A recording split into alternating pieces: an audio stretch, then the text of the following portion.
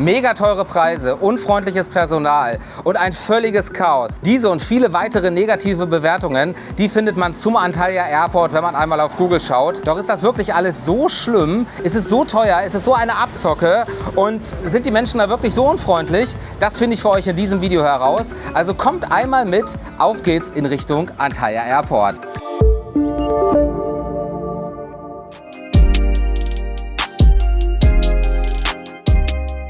Und damit herzlich willkommen zu diesem neuen Video bei Zwischen Gate und Ziel. Für alle, die neu hier sind, auf diesem Kanal findet ihr unter anderem verschiedene Flugreports, Tipps und Tricks rund ums Reisen und auch spannende Erlebnisse und auch das ein oder andere Video zur Türkei. Also schaut da auch gerne einmal vorbei und vergesst bitte nicht, diesen Kanal zu abonnieren. Damit unterstützt ihr meine Arbeit hier immens. Damit das Ganze heute wirklich realistisch ist, reisen wir auch mit Aufgabegepäck.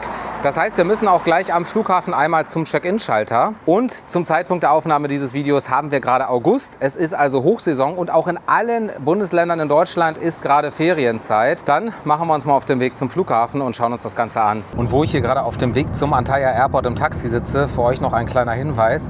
Wenn ihr hier keinen Transfer gebucht habt, beziehungsweise dieser nicht Teil eurer Pauschalreise ist und ihr mit dem Taxi fahren müsst, dann achtet auf jeden Fall darauf, dass das Taxameter benutzt wird und dass die Zahlung natürlich später auch in türkischer Lira erfolgt. So habt ihr dann auch den günstigsten Preis. So, und jetzt bin ich hier angekommen am Terminal 2 vom Antalya Airport. Das ist nämlich das Terminal, wo alle internationalen Flüge starten und landen. Also auch alle bekannten Airlines wie zum Beispiel SunExpress, Pegasus oder auch Corendon. Und um jetzt gleich euch authentisch zu zeigen, wie lange das hier alles dauert und vor allem auch wie viele Schritte bzw. Meter ich hier zurücklege, werde ich jetzt hier gleich dieses Training auf der Apple Watch starten, Gehen Indoor. Dadurch wird nämlich auch gleich die Zeit und die Entfernung in Schritten und Metern gemessen. Also gehen wir einmal los. Und hier sind wir jetzt einmal direkt reingegangen zur Eingangssicherheitskontrolle.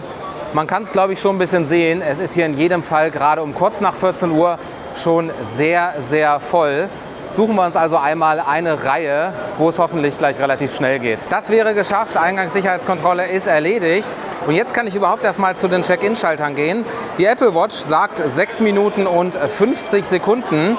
Und jetzt gehen wir einmal zum Check-in-Bereich von der SunExpress. Und auf dem Weg können wir hier auch mal einen Eindruck gewinnen von den anderen Check-in-Schaltern. Und es ist für meine Begriffe hier tatsächlich gerade gar nicht so voll. Also die ein oder andere Schlange, die gibt es zwar, aber es ist jetzt nicht wirklich überfüllt oder ähnliches. Und jetzt bin ich am Check-in-Bereich von SunExpress angekommen. Die Apple Watch sagt 8 Minuten und 19 Sekunden. Und SunExpress ist so ziemlich die wichtigste Airline hier ab Antalya. Und neuerdings gibt es hier auch sogenannte Check-in-Automaten. Das heißt, ihr habt neben dem Online-Check-in auch die Möglichkeit, hier am Automaten einzuchecken und dann im Hintergrund an einem der Schalter euer Gepäck aufzugeben. Und hier nochmal der Blick auf die speziellen Baggage Self-Drop-Schalter. Das heißt, hier könnt ihr einchecken, wenn ihr am Automaten gerade gewesen seid oder wenn ihr vorab schon online über die SunExpress-App eingecheckt habt. Ja, das hat jetzt gerade etwas länger gedauert an den neuen Automaten von SunExpress. Alles noch so ein bisschen in der Erprobungsphase, auch für viele Leute natürlich was Neues. Die Apple Watch sagt knapp 20 Minuten. Jetzt geht es hier einmal durch die Bordkartenkontrolle und in Richtung der Ausreise- bzw. Passkontrolle. Und direkt hinter der Bordkartenkontrolle befinden sich jetzt auch die Ausreiseschalter. Und ihr seht, hier ist es jetzt gerade vergleichsweise leer. Das sollte also in wenigen Minuten erledigt sein. Die Ausreisekontrolle hier, das war tatsächlich wirklich eine Sache von wenigen Minuten.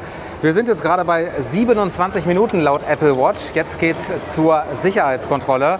Und da bin ich jetzt mal richtig gespannt, wie voll die hier ist. Und auch hier im Bereich der Sicherheitskontrollen sieht es tatsächlich gerade gar nicht so voll oder gar chaotisch aus. Es gibt hier verschiedene Linien, die geöffnet sind.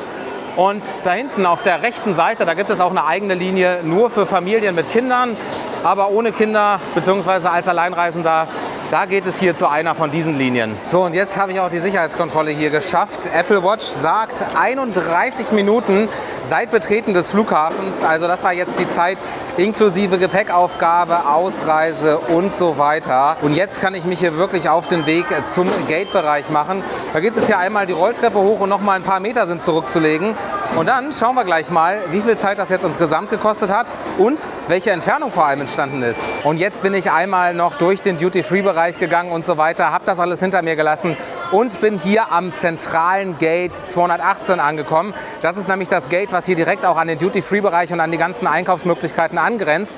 Von hier aus ist es jetzt natürlich noch individuell zu sehen, zu welchem Gate ihr dann müsstet. Auf jeden Fall sagt die Apple Watch aber gut 36 Minuten und 666 Meter, die bis hierher zurückgelegt wurden. Okay, das also mal als Richtlinie, wenn ihr es alles schnell macht, wenn ihr auch relativ flott geht. Jetzt schauen wir uns hier einmal die Preise am Antalya Airport an. Und dafür beginnen wir jetzt hier einmal bei dem Costa Coffee. Das ist nämlich direkt hier am Gate gelegen. Und wir sehen zum Beispiel hier bei den Sandwiches so ein Avocado and Beef Ham Toast 14,50 €, ein Cheese Tomato Sandwich 13,50 €. Wenn wir jetzt mal runter gucken, Mozzarella Sandwich 15 €. Und hier einmal bei den Getränken zum Beispiel Wasser mit Kohlensäure 4 € und 500 Milliliter ohne Kohlensäure 3 €. Eine Cola bzw. Cola Zero, die würde hier 5,50 € kosten. Okay, also zugegebenermaßen, das sind schon recht hohe Preise, aber wir sind am Flughafen. Gerade wenn man es vergleicht mit Deutschland oder beispielsweise auch mit Palma de Mallorca, dann ist das auf einem recht hohen Niveau.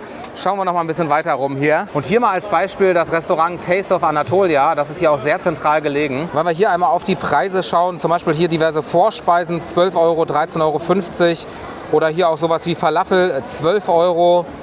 Und dann bei den Hauptspeisen, zum Beispiel eine Portion Mante, 16,50 €. Oder hier ein Ali Nasik Kebab für 31 €. Oder eben hier zum Beispiel Adana Kebab für knapp 30 €. Okay, also für so ein richtiges Restaurant am Flughafen, ja, verglichen mit den Restaurants in der Stadt natürlich deutlich teurer. Schauen wir uns jetzt noch mal ein bisschen Fastfood an, denn ich bin hier noch mal einmal zu KFC gegangen. Und hier können wir auch noch mal diverse Menüs sehen, zum Beispiel hier 12 Hähnchenstücke mit einer kleinen Pommes und Getränk 16,50 €.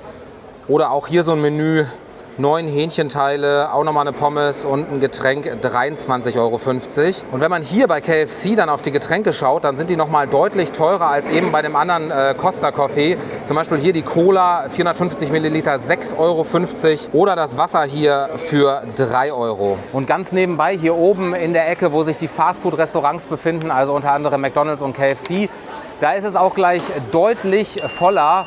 Aber ich würde das jetzt nicht unbedingt chaotisch nennen. Wir haben nämlich zum Beispiel hier eine Flasche Wein für 11 €.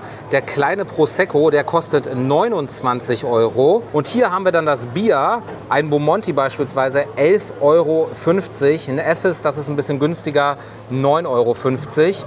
Und die Flasche Wasser von Dammler, die kostet hier 3 €. Und jetzt auf dem Weg zu meinem Gate habe ich das hier nochmal entdeckt in einem kleinen Café. Ein Stück Börek kostet hier 9,50 € und so ein Bagel hier, der kostet 13 €. Und ein absolutes Highlight hier am Antalya Airport, das ist der Store von Shake Shack. Eine sehr beliebte und gute Burgerkette.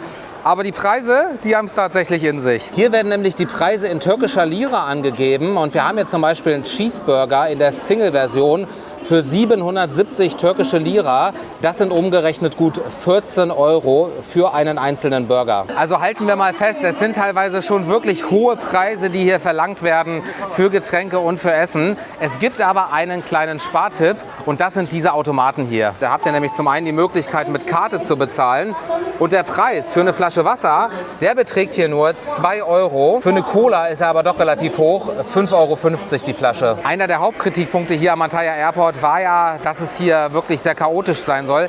Das kann ich jetzt so in dieser Form hier gerade nicht bestätigen. Und zudem gibt es hier auch noch zahlreiche Sitzmöglichkeiten direkt an den Gates im neuen Terminalbereich. Ich bin jetzt hier nämlich einmal in der Nähe von meinem Abfluggate gleich, 222. Und ihr seht, hier gibt es zahlreiche Bänke und so weiter, wo man die Wartezeit verbringen kann. Und bevor ich jetzt gleich an Bord meines Fluges nach Frankfurt gehe, für euch nochmal der Hinweis, alle Aufnahmen hier und Preise, die sind im neuen Bereich vom Terminal 2 hier entstanden. Es gibt hier noch einen kleineren und älteren Bereich, aber ich kann euch aus Erfahrung sagen, auch dort sind die Preise vergleichbar. Und bevor ich jetzt hier gleich ins Flugzeug einsteige, möchte ich mein Erlebnis hier natürlich für euch nochmal zusammenfassen und euch so eine kleine Empfehlung bzw. ein Fazit geben. Und ich kann euch ganz ehrlich sagen, Von den Kritikpunkten und den teilweise wirklich sehr negativen Bewertungen auf Google habe ich jetzt hier persönlich nicht viel gespürt. Beim Thema Preise, da muss man offen sagen, das sind schon sehr hohe Preise, aber wir müssen das auch immer in den Zusammenhang mit beispielsweise deutschen Flughäfen setzen oder auch Flughäfen an anderen Zielgebieten, wie zum Beispiel gerade Palma de Mallorca. Da war ich erst letztens und da habe ich auch Sandwiches für 10, 11, 12, 13 Euro und so weiter gesehen. Ein Wasser, eine Cola und so weiter, auch zu wirklich abgehobenen Preisen. Von daher kann man fast schon sagen, dass das normal ist an diesen Urlaubsairports. Von den anderen Punkten, die so als Kritik angegeben wurden, wie zum Beispiel Chaos, unfreundliches Personal oder ähnliches, da habe ich hier nichts von gemerkt. Also es ist natürlich sehr, sehr voll, weil wir gerade Ferienzeit haben. Aber gerade unfreundliches Personal, also zu mir waren sie alle sehr, sehr freundlich und Chaos in dem Sinne auch nicht. Es gibt überall gute Beschilderungen und so weiter. Und wenn man sich darauf einstellt, dass man hier auch etwas früher ist, da würde ich zum Beispiel mindestens 2,5 Stunden vor Abflug empfehlen, dann ist das hier in jedem Fall auch in Antalya, auch im neuen Bereich vom Terminal 2, eine durchaus stressfreie Reiseerfahrung. Mein persönlicher Tipp für euch, packt euch in jedem Fall oder im besten Fall etwas zu essen ein vom Hotel. Kauft euch hier noch eine Wasserflasche am Automaten für 2 Euro und dann steigt ganz entspannt in euer Flugzeug für den Rückflug ein. Ich hoffe in jedem Fall, dass ich euch hier mal einen Einblick zum Abflug von Antalya geben konnte. Schreibt mir gerne auch mal eure persönliche Meinung, vielleicht auch eure persönlichen Erfahrungen hier aus Antalya in die Kommentare. Ansonsten hoffe ich natürlich, dass euch dieses Video gefallen hat. Gebt gerne einmal den Daumen nach oben und abonniert den Kanal, wenn ihr neugierig seid auf weitere Flugreports, Tipps und Tricks rund ums Reisen, spannende Erlebnisse und natürlich auch noch viele weitere Videos hier aus der Türkei. Und wir sehen uns beim nächsten Mal hier bei Zwischen Gate und Ziel.